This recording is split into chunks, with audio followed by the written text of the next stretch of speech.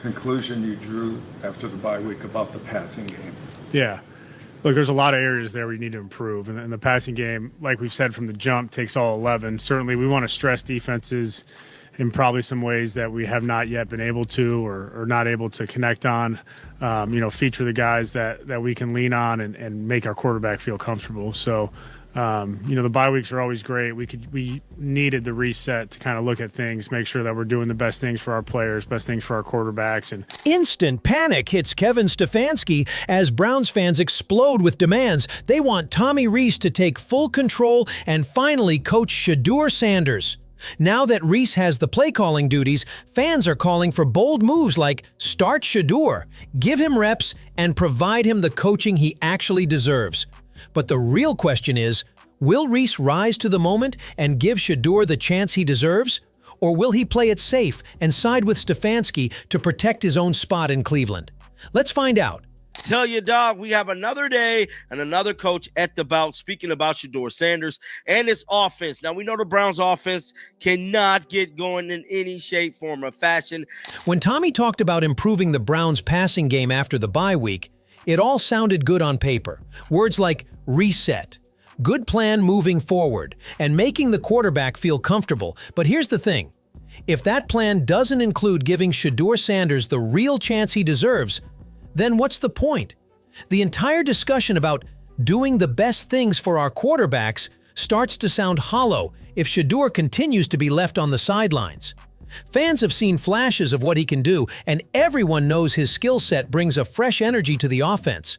So, when Reese says they needed a reset, many are wondering, was that reset about building something new, or just repolishing the same old system that's been holding the team back?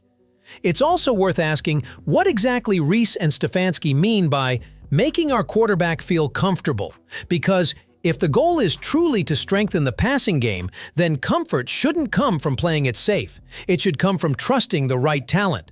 Shedeur's ability to extend plays, read defenses fast, and throw with precision under pressure is exactly what this offense has been missing.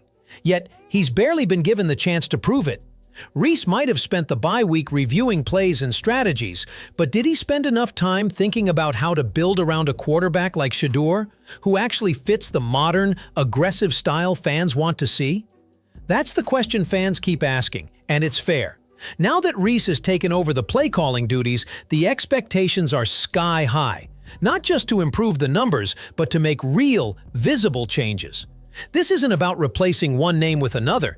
It's about changing the entire mindset of the offense.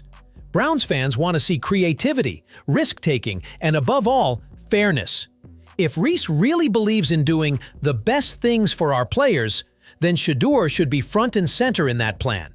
Because every week that passes without giving Shadur the reps he's earned feels like a wasted opportunity, and fans are tired of waiting. Everyone keeps saying the same thing. The offense just can't get going, no matter what they try. It's been a nightmare on the field with slow starts, missed throws, and no real game sense. And now, with Tommy stepping in, the talk sounds the same as before. But fans aren't buying the talk anymore. They want to see something real. Because at this point, the offense doesn't just need tweaks, it needs a spark. And that spark has to come from someone new, someone hungry, someone who can actually move the ball downfield, and that's Shadur.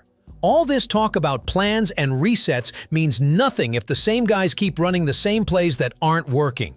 When you watch what's happening, it's hard not to question how long this can keep going. Everyone can see Shadur standing there, waiting, ready, while the offense keeps falling apart. The fans are shouting for him, the commentators are mentioning him, and yet, somehow, the Browns still act like giving him a real shot is too risky. But what's riskier? Sticking with what's clearly broken? Or trusting a quarterback who might actually bring hope back to this team? The frustration is growing because people know what Shadur can do. They've seen his talent, his calm under pressure, his accuracy. And now, with the season slipping away, all the talk from Reese and Stefanski means one thing. It's time to stop talking and finally let Shadur play. Learning your own quarterback. Fortunate for me, I've been able to be here, sit with Dylan, be with the offense. I know kind of what helps him, what makes him click.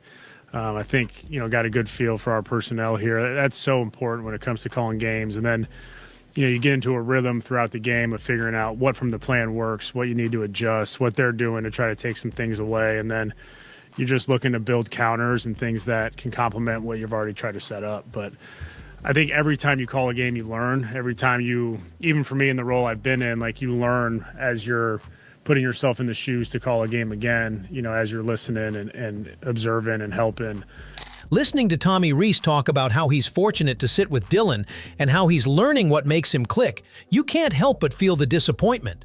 Once again, it sounds like the same routine, playing it safe, protecting the starter, and keeping the same system alive no matter how much it fails. Instead of using this opportunity to bring fresh energy, Tommy's words make it clear that he's locking himself into the same comfort zone that Stefanski built. Fans had hoped that once Reese got the play-calling duties, we would see something different, a bold move and a real shakeup. But after hearing him talk about getting a rhythm with Dylan, it feels like those hopes are slipping away fast. It's like Shedur's name has been erased from every conversation inside that building. The Browns' offense is still stuck, still slow, still predictable, and yet, Tommy is talking about learning and adjusting. Learning what exactly? Learning how to keep a system that's already failed running just a bit longer. Because from the outside, it looks like the only thing this team refuses to learn is how to let Shadur actually play. It's painful to watch a quarterback with real talent and drive sit out while others get endless chances to figure things out. Stefanski's shadow still looms large. His fingerprints are all over these cautious choices. And now, Reese seems more focused on blending in than standing out. If this is the new direction for the Browns' offense, then let's be honest, it's not new at all. It's just another repeat of the same old story, and fans are getting tired of the rerun. So you have to wonder what's really happening behind the scenes. Does Tommy think that speaking up for Shadur would cost him his job? Is he afraid that showing support for the kid might make Stefanski look bad? Who's pulling the strings here? Is it Stefanski protecting his authority, or the front office refusing to shake up the status quo? Why is it that everyone who walks through the door suddenly forgets about Shadur once they get a taste of the power structure in Cleveland? And most importantly, when did doing the right thing for the team become more dangerous than doing the safe thing for yourself? New England game, you mentioned that you got to make Gabriel comfortable. Yep. And then he went out and did what he did. He only threw 8 balls to receivers. Yeah. How do you make them comfortable? Yeah, we got to With receivers. We got to put the receivers in the right spots. We got to ask them to do the right things. We got to make sure that we're giving them the looks during the week. Certainly they did some things there to take some looks away, but getting him to progress and feel confident in those things. And again, it's all that work is done throughout the week. And then when a team's doing something that's going to take it away, you got to have counters and answers for that. Hearing Tommy talk about the Patriots game just confirms what everyone already saw. This offense has no real identity, and it starts with the quarterback. Reese says he needs to make Gabriel comfortable, but how much more comfortable can you make a guy who only threw 8 passes to receivers the entire game? That's not comfort, that's hiding. When your offense is scared to throw the ball, that's not a coaching plan. The Browns went into that game looking like a team without direction. No rhythm, no trust, no confidence. And the results showed it. You can't expect your receivers to produce when they aren't being used, and you can't expect to win when your quarterback plays like he's afraid to take a shot. The Patriots didn't even have to do anything special. They just exposed how weak and uncertain this offense really is. What's worse is that Tommy keeps talking about putting receivers in the right spots and giving them the right looks. But none of that matters if the quarterback isn't capable of taking advantage of those plays. The truth is, this wasn't just a bad game. It was a full-on breakdown between the quarterback and the system. Dylan looked lost, the play calling was hesitant, and once again, Shadur sat there watching a mess unfold that he could have fixed. If Reese and Stefanski think that's how you build confidence, then they're building it in all the wrong places. The offense didn't fail because of the defense or bad luck. It failed because of poor leadership, scared play calling, and a refusal to put the right player under center. The Patriots didn't beat the Browns. The Browns beat themselves. I came to Cleveland to work for Kevin. That's really the reason I took this job 2 years ago. Think the world of him, still think the world of him. Really, fortunate for the support he's given me over the last week, the support he's had for me over the last couple of years. I wanted to come to Cleveland to work for Kevin. I think the timing of it, you have a bye week, you have some time to step away and look at things through a different perspective and want to create a spark for the offense. And, again, like how I feel is whatever they want me to do, whatever's asked of me to help us win games, that's what I want to do at the highest level. So, again, working really collaboratively with Kev and really appreciate, that part of it. So it's his decision and, Tommy's saying he came to Cleveland to work for Kevin just proves what most fans already suspected. This entire coaching setup is built on loyalty, not results. Reese didn't come here to win games or develop talent. He came here to please Stefanski. That line alone explains why the Browns' offense keeps sinking week after week.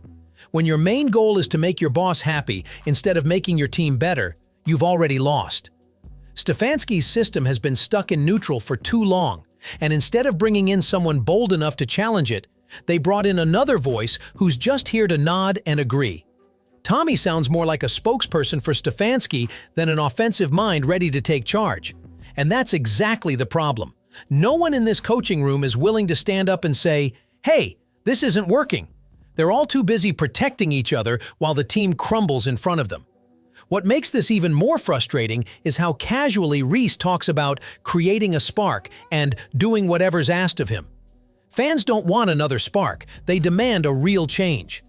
But how can there be any spark when Reese admits he's just following orders? The Browns are not losing because of bad luck.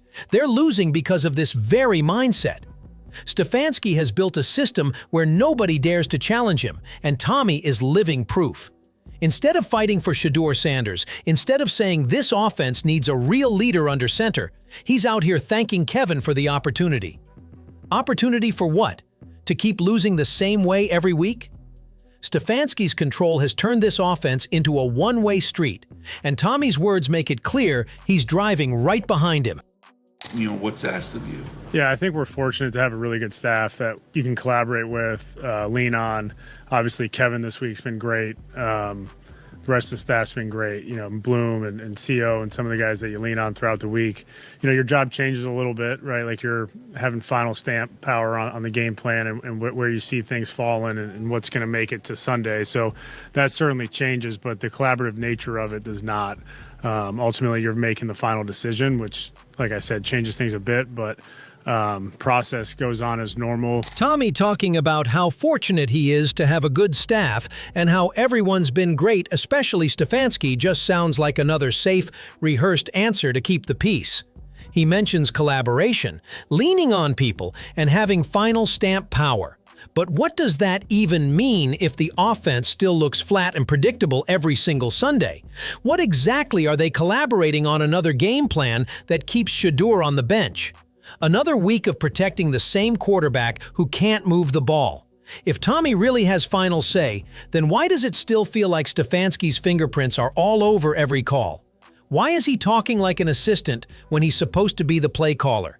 And most importantly, when will someone in this great staff actually take responsibility for fixing the mess on the field instead of just praising each other in interviews? Anyways, as the pressure builds in Cleveland, all eyes are on Tommy. Will he finally take a stand and let Shedeur Sanders lead this offense? Or will he stay in Stefanski's shadow and play it safe? If you enjoyed this breakdown, don't forget to like, subscribe, and stay tuned for more updates on the Browns drama. What do you think? Will Tommy actually step up for Shadur? Or is he too afraid to make that move?